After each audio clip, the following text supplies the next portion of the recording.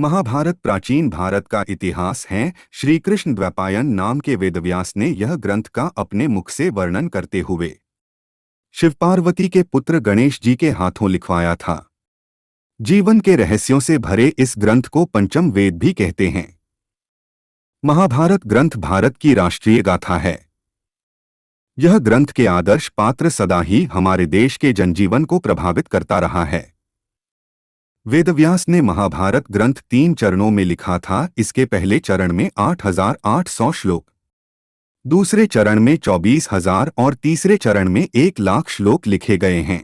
ज्यादातर लोग यह मानते हैं कि महाभारत को वेदव्यास ने लिखा है, लेकिन ये अधूरा सच है। वेदव्यास कोई व्यक्ति का नाम नहीं, केवल एक उपाधि पहचान है जिसे वेदों का ज्ञान रखने वाले लोगों को दी जाती थी।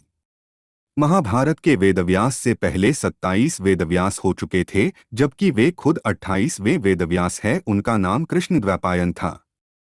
महाभारत में कई घटना, संबंध और ज्ञान विज्ञान के रहस्य छिपे हुए हैं। महाभारत सिर्फ योद्धाओं की गाथाओं तक सीमित नहीं है, उससे जुड़े श्राप, वचन और आशीर्वाद में भी रहस्य छिपे हैं। चलिए दोस्तों, जानते हैं महाभारत में छुपे रहस्यों की एक अद्भुत कहानी जिसे जानकर आप चौंक जरूर जाएंगे। लेकिन महाभारत के बारे में आप जितना जानते हैं उसे कई ज्यादा और भी जान जाएंगे। सबसे पहले महाभारत में छुपा 18 अंक का रहस्य जानते हैं, क्योंकि महाभारत में 18 संख्या का बहुत महत्व है। महाभारत ग्रंथ में 18 पर्व हैं, जिनके नाम 1 आदि पर्व, 2 सभा पर्व, 3 वन पर्व, 4 विराट पर्व, 5 उद्योग पर्व, 6 भीष्म पर्व, 7 द्रोण पर्व, 8 अश्वमेधिक पर्व, 9 महाप्रस्थानिक पर्व, 10 सौप्तिक पर्व, 11 स्त्री पर्व, 12 शांति पर्व, 13 अनुशासन पर्व, 14 मौसल पर्व, 15 कर्ण पर्व, 16 शल्य पर्व, 17 स्वर्गारोहण पर्व और 18 आश्रमवासिक पर्व था।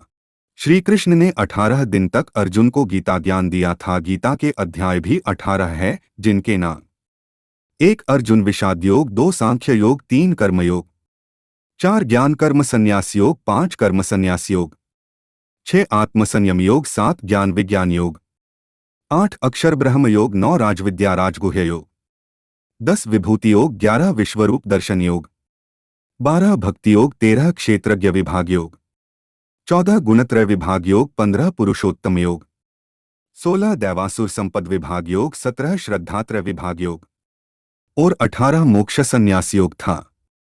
कौरवों और पांडवों की सेना भी 18 अक्षौहिणी सेना थी, जिनमें कौरवों की 11 और पांडवों की 7 अक्षौहिणी सेना थी। महाभारत युद्ध के प्रमुख सूत्रधार भी 18 थे, जिनके नाम 1 धृतराष्ट्र, 2 दुर्योधन, 3 दुशासन, 4 कर्ण, 5 शकुनी, 6 भीष्म पिता, 7 गुरुद्रोण, 8 कृपाचार्य, 9 अश्वस्थामा, 10 कृतवर्मा, 11 श्रीकृष्ण, 12 युधिष्ठिर, 13 भीम, 14 अर्जुन, 15 नकुल, 16 सहदेव, 17 द्रौपदी और 18 विदुर थे। महाभारत का युद्ध 18 दिन तक चला था। महाभारत युद्ध के बाद कुल 18 योद्धा ही जीवित बचे थे। उसमें कौरवों की तरफ से 3 और पांडवों की तरफ से 15 योद्धा थे, जिनके नाम 1 कृतवर्मा, 2 कृपाचार्य, 3 अश्वत्थामा, 4 युधिष्ठिर, 5 भीम, 6 अर्जुन, 7 नकुल, 8 सहदेव, 9 युयुत्सु, 10 सात्यकी, 11 कर्ण पुत्र वृषकेतु, 12 श्रीकृष्ण और अन्य 6 योद्धा जीवित बचे थे, जिनके नाम का कोई वर्णन नहीं मिलता है। महाभारत युद्ध पूर्ण होने के बाद युधिष्ठिर ने 36 वर्ष तक हस्तिनापुर पर राज किया था, जो 18 अंक का दोगुना होता है। भीष्म पिता ने 9 दिन तक युद्ध लड़ा था, जो 18 अंक का आधा होता है। जरासंध ने श्रीकृष्ण की मथुरा पर 18 वर्षों में 18 बार आक्रमण किया था और ऋषि वेदव्यास ने 18 पुराण लिखे थे। सवाल यह उठता है कि सब कुछ 18 की संख्या में ही क्यों होता गया? क्या 18 अंक का एक संयोग ही है या इसमें कोई रहस्य छिपा है? इसके बारे में आज तक कोई कुछ भी नहीं जान पाया है। महाभारत का दूसरा रहस्य योद्धाओं के जन्म से जुड़ा है। उनका जन्म अपनी अपनी एक अलग ही कहानी के रूप में हुआ था। जब कंस की बहन देवकी और वासुदेव का विवाह हुआ, तब आकाशवाणी हुई थी। उस आकाशवाणी में कंस को कहा गया था कि देवकी की 8वीं संतान के हाथों तेरी मृत्यु होगी। आकाशवाणी सुनकर कंस ने अपनी बहन और उसके पति वासुदेव को कारागृह में कैद कर दिया था। कारागृह में देवकी ने एक के बाद एक 7 संतान को जन्म दिया। कंस ने उन 7 संतान को जन्म लेते ही मार दिया था। जब देवकी के गर्भ से 8वीं संतान के रूप में श्री कृष्ण ने जन्म लिया, तब भगवान विष्णु के अवतार श्री कृष्ण को वासुदेव माया देवी की सहायता से कारागृह के दरवाजे खोलकर गोकुल में नंदलाल और यशोदा के घर छोड़ आए थे। श्री कृष्ण का जन्म मथुरा के कारागृह में बहुत कठिन परिस्थितियों में हुआ था। भीष्म पिता के जन्म की कहानी के अनुसार वो हस्तिनापुर राजा शांतनु और गंगा माता के पुत्र है। माता गंगा ने शांतनु से एक शर्त पर विवाह किया था कि विवाह के बाद में कुछ भी करूं आप मुझे रोकेंगे नहीं। शांतनु ने गंगा की शर्त मानकर उनसे विवाह तो कर लिया, लेकिन विवाह के बाद जैसे ही गंगा पुत्र को जन्म देती वैसे ही उस पुत्र को वो नदी में बहा देती थी। गंगा ने एक के बाद एक शांतनु के साथ पुत्र को जन्म देते ही नदी में बहा दिया था। जब 8वें पुत्र का जन्म हुआ तब गंगा उसे भी नदी में बहाने के लिए जाने लगी। तब शांतनु ने गंगा को रोककर अपने ही पुत्र को नदी में बहाने का कारण पूछा। तब गंगा ने कहा, महाराज, हमारा ये 8वां पुत्र पूर्व जन्म में धु नामक एक वसु था। शास्त्रों में वसु को स्वर्ग के देवता कहे जाते हैं। इसने अपनी पत्नी के कहने पर अपने 7 भाइयों के साथ मिलकर वशिष्ठ ऋषि के आश्रम से उसकी नंदनी गाय चुराई थी। जब वशिष्ठ ऋषि को इस बात का पता चला तब उन्होंने क्रोधित होकर वसुओं को मनुष्य योनि में जन्म लेने का श्राप दिया। श्राप मिलते ही 8 वसु ऋषि वशिष्ठ से क्षमा मांगने उसके आश्रम आए। तब ऋषि वशिष्ठ ने कहा, तुम में से जो भी वसु नंदनी गाय चुराने का मुख्य सूत्रधार है उसे मृत्युलोक में जन्म लेना होगा।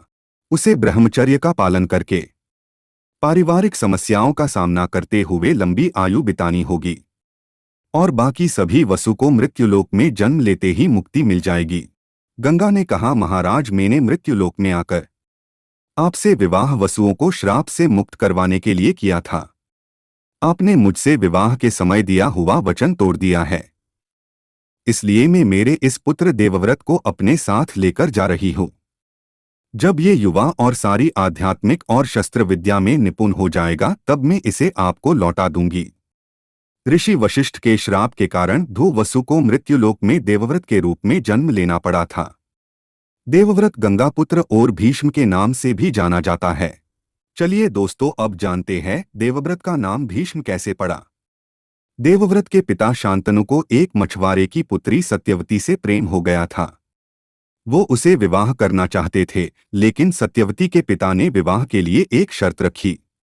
अगर आप सत्यवती की कूख से जन्म लेने वाले पुत्र को हस्तिनापुर का राजा बनाएंगे तो मैं मेरी पुत्री का विवाह आपसे करूंगा। अपने पिता शांतनु की इस समस्या का जब देवव्रत को पता चला तब उसने सत्यवती के पिता के पास जाकर उसे वचन दिया, मैं महाराज शांतनु और सत्यवती के आने वाले पुत्र के लिए हस्तिनापुर के राजपद का त्याग करता हूँ। देवव्रत की बात सुनकर सत्यवती के पिता ने कहा, तुम राजपद का त्याग कर दोगे, लेकिन तुम्हारे विवाह के बाद तुम्हारे आने वाले पुत्र ने सत्यवती के पुत्र के सामने हस्तिनापुर के राजपद के लिए विद्रोह कर दिया तो तब क्या होगा। सत्यवती के पिता की बात सुनकर देवव्रत ने अपने पिता और सत्यवती का विवाह करवाने के लिए आजीवन विवाह न करके ब्रह्मचर्य पालन करने की सबसे बड़ी भीष्म प्रतिज्ञा ली। इसी प्रतिज्ञा के कारण देवव्रत भीष्म पिता के नाम से जाने गए थे। सत्यवती और उसके पुत्र वेदव्यास की जन्म कहानी। एक दिन उपरिचर वसु यमुना किनारे बैठे बैठे अपनी पत्नी का स्मरण कर रहे थे, तब उसका वीर्य स्खलन होकर यमुना नदी में बहने लगा। उस समय अद्रिका नाम की अप्सरा ब्रह्मा जी के श्राप के कारण मछली बनकर यमुना नदी में रह रही थी। उसने उपरिचर वसु का बहता हुआ वीर्य ग्रहण कर लिया, जिस कारण वो गर्भवती हो गई थी। सत्यवती का जन्म उसी मछली के पेट से हुआ था, इस कारण उसके शरीर से मछली की दुर्गंध आती थी, इसलिए उसका नाम मत्स्यगंधा पड़ गया था। मत्स्यगंधा ने विवाह से पहले ऋषि पराशर के साथ संभोग करके एक दिव्य पुत्र वेदव्यास को जन्म दिया था। ऋषि पराशर की कृपा से मत्स्यगंधा के शरीर से मछली की दुर्गंध दूर होकर एक मनमोहक सुगंध में बदल गई और वो सत्यवती के नाम से जानी गई। धृतराष्ट्र, पांडु और विदुर की जन्म कहानी भी रहस्यमय है। शांतनु और सत्यवती के विवाह के पश्चात उन्हें 2 पुत्र चित्रांगद और विचित्रवीर्य प्राप्त हुए। भीष्म पिता ने काशी नरेश की तीनों पुत्रियां अंबा, अंबालिका और अंबिका का स्वयंवर मंडप से हरण करके उसका विवाह अपने सौतेले भाई चित्रागंदा और विचित्रवीर्य के साथ करवा दिया था। अंबा चेदी के राजा शल्य से प्रेम करती थी, इसलिए भीष्म पिता ने उसे मुक्त कर दिया। विवाह के पश्चात पुत्र प्राप्त होने से पहले चित्रागंद की गंधर्वों के साथ युद्ध में और विचित्रवीर्य की बीमारी के चलते मृत्यु हो गई थी। भीष्म पिता के ब्रह्मचर्य के वचन के कारण दोनों भाइयों की मृत्यु के बाद हस्तिनापुर वंश विहीन हो गया था। तब माता सत्यवती ने ऋषि पराशर से प्राप्त हुए अपने पुत्र वेदव्यास को बुलाकर उसके साथ अंबिका और अंबालिका का नियोग करवाया। वेदव्यास से नियोग करते समय अंबिका ने डरकर अपनी आंखें बंद कर दी थी, इसलिए उसे अंधा पुत्र प्राप्त हुआ जिसका नाम धृतराष्ट्र रखा गया। नियोग करते समय अंबालिका का मुख वेदव्यास से डरकर पीला पड़ गया था, इसलिए उसके पुत्र ने पांडु पिल्या रोग के साथ जन्म लिया, इसलिए उसका नाम पांडु पड़ गया था। अंधे और बीमार पुत्र के चलते माता सत्यवती चिंतित हो गई। उसने सोचा कि एक निरोगी पुत्र ही हस्तिनापुर का सही मार्गदर्शन कर सकता है। इसलिए माता सत्यवती ने अपनी दासी के साथ वेदव्यास का नियोग करवाया और उस दासी को महाराज नैतिक ज्ञानी पुत्र विदुर प्राप्त हुआ। सनातन धर्म विरोधी शक्तियां नियोग का अर्थ सेक्स से जोड़कर धर्म को बदनाम कर रहे हैं, परंतु नियोग का अर्थ सेक्स नहीं, देवी शक्तियों से पुत्र प्राप्त करने की विधि को कहते हैं। अब जानिए द्रोणाचार्य की रहस्यमय जन्म कहानी। एक दिन भारद्वाज मुनि ने पारदर्शक वस्त्रों में गंगा में स्नान करती अप्सरा घृताची को देख लिया, जिसके कारण भारद्वाज आसक्त हो गए और उसका वीर्य स्खलन हो गया। उस समय महापुरुषों के वीर्य को बहुत महत्व दिया जाता था, क्योंकि उसे जन्म लेने वाली आत्म समाज कल्याण में बहुत बड़ा योगदान देती थी। भारद्वाज मुनि ने अपना वीर्य एक पर्ण के द्रोण यानी कलश में रख दिया। उस पर्ण के द्रोण से एक पुत्र उत्पन्न हुआ, उसका नाम द्रोण रखा गया। आगे चल के वही द्रोण द्रोणाचार्य के नाम से प्रचलित हुआ। आज का विज्ञान टेस्ट ट्यूब बेबी का संशोधन करके बहुत खुश हो रहा है, लेकिन उसकी शोध हमारे ऋषिमुनियों ने युगों पहले कर ली थी। ऐसी ही एक कहानी के रूप में कृपाचार्य और उसकी बहन कृपी का जन्म हुआ था। गौतम ऋषि के पुत्र शरदवान तपस्या कर रहा था, तब उसकी तपस्या भंग करने के लिए इंद्र ने नामपदी नाम की देवकन्या को भेजा। देवकन्या नामपदी के सौंदर्य के प्रभाव से शरदवान इतने कामपीड़ित हो गए कि उनका वीर्य स्खलन होकर एक सरकंडे पर गिर गया। वीर्य गिरने से सरकंडा दो भागों में विभक्त हो गया, जिसमें से एक भाग से कृप नामक बालक उत्पन्न हुआ और दूसरे भाग से कृपी नामक कन्या उत्पन्न हुई। यही दो बालक आगे जाकर कृपी और कृपाचार्य के नाम से प्रचलित हुए थे। महारथी कर्ण के जन्म की रहस्यमय कहानी। 5 पांडवों की माता कुंती ने अपने विवाह से पहले दुर्वासा ऋषि की बहुत सेवा करी थी। सेवा से प्रसन्न होकर दुर्वासा ऋषि ने कुंती को वचन दिया, तुम किसी भी देवता का स्मरण करके उसके जैसा प्रतापी पुत्र प्राप्त कर सकती हो। जब कुंती को दुर्वासा ऋषि के वचन पर संदेह हुआ, तब उसने सूर्यदेव का स्मरण किया और सूर्यदेव प्रसन्न हो गए। अपने वचन की परीक्षा करने के चक्कर में कुंती को विवाह से पहले ही सूर्यदेव के पुत्र की माता बनना पड़ा था। कुंती ने कुंवारी माता बनते ही लोकलाज की शर्म से उस पुत्र को एक बक्से में बंद करके नदी के बहते पानी में बहा दिया था। आगे चल के वही कुंती का पुत्र राधे और कर्ण के नाम से प्रचलित हुआ था। इसी तरह 5 पांडवों की जन्म कहानी में भी एक बहुत बड़ा रहस्य छुपा है। अंबालिका और वेदव्यास के नियोग से जन्मे पुत्र पांडु का विवाह कुंती और माद्री से हुआ था। विवाह के पश्चात पांडु अपनी दोनों पत्नी को लेकर जंगल में शिकार खेलने गया था। तब उसने शब्दभेदी बाण चलाकर परिणय क्रीड़ा कर रहे हिरण के जोड़े का शिकार किया। असल में उस हिरण के जोड़े के रूप में एक ऋषि और उसकी पत्नी अपना रूप बदलकर परिणय क्रीड़ा कर रहे थे। उस ऋषि ने मरते समय पांडु को श्राप दिया कि जिस तरह हमारी मृत्यु हो रही है, उसी तरह परिणय क्रीड़ा करते समय तेरी भी मृत्यु हो जाएगी। ऋषि के श्राप के चलते पांडु को कोई अपनी संतान न होने के कारण वो बहुत चिंतित रहने लगा। तब कुंती ने पांडु को दुर्वासा ऋषि के दिए गए वचन के बारे में बताया। कुंती की बात सुनकर पांडु ने उसे पुत्र प्राप्ति के हेतु देवताओं का स्मरण करने को कहा। कुंती ने धर्मराज पवनदेव और इंद्रदेव का स्मरण करके युधिष्ठिर, भीम और अर्जुन को पुत्र रूप में प्राप्त किया। बाद में कुंती ने 2 अश्विनी कुमार नास्तय और दस्त्र का स्मरण करके पांडु की दूसरी पत्नी माद्री की कूख से नकुल और सहदेव को पुत्र रूप में प्राप्त किया। सो कौरवों का जन्म भी एक रहस्य के चलते हुआ था। अंबिका और वेदव्यास के नियोग से जन्मे पुत्र धृतराष्ट्र का विवाह गांधारी से हुआ था।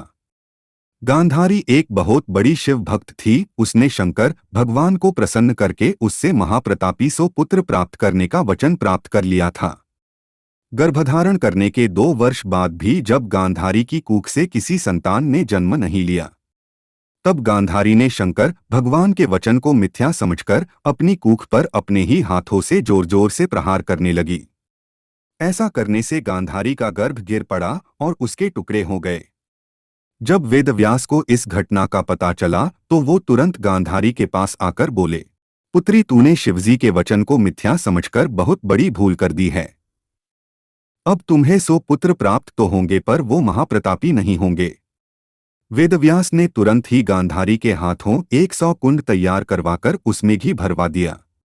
उसके बाद वेदव्यास ने गांधारी के गर्भ से निकले मांस पिंड पर अभिमंत्रित जल छिड़का और उस पिंड के अंगूठे के पोरुए के बराबर 100 टुकड़े हो गए।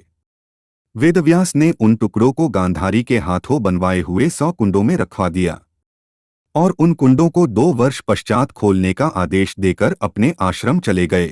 2 वर्ष बाद सबसे पहले कुंड से दुर्योधन का जन्म हुआ और बाकी 98 कुंड से दुर्योधन के दूसरे भाइयों का जन्म हुआ। आखिरी बचे एक कुंड से दुर्योधन की बहन दुशाला का जन्म हुआ। गांधारी जब गर्भवती थी तब धृतराष्ट्र ने अपनी एक दासी के साथ सहवास किया था, जिसके कारण उसे युयुत्सु नाम का एक पुत्र प्राप्त हुआ। इस तरह कौरव 100 भाई कहलाए थे। इसी तरह द्रौपदी का जन्म भी एक रहस्य ही है। राजा द्रुपद ने एक दिव्य पुत्री प्राप्त करने के हेतु यज्ञ करवाया था। उस यज्ञ के फलस्वरूप द्रुपद को यज्ञकुंड से एक पुत्री प्राप्त हुई। उस पुत्री का नाम द्रुपद ने यज्ञसेनी रखा था। बड़ी होकर यज्ञसेनी द्रुपद की पुत्री होने के कारण द्रौपदी के नाम से जानी गई थी। दोस्तों, ये थे महाभारत के वो रहस्य जिसे बहुत कम लोग ही जानते हैं। अगर आपको ये कहानी अच्छी और सच्ची लगी हो तो चैनल को सब्सक्राइब कीजिएगा। सनातन धर्म की सदा ही जय हो।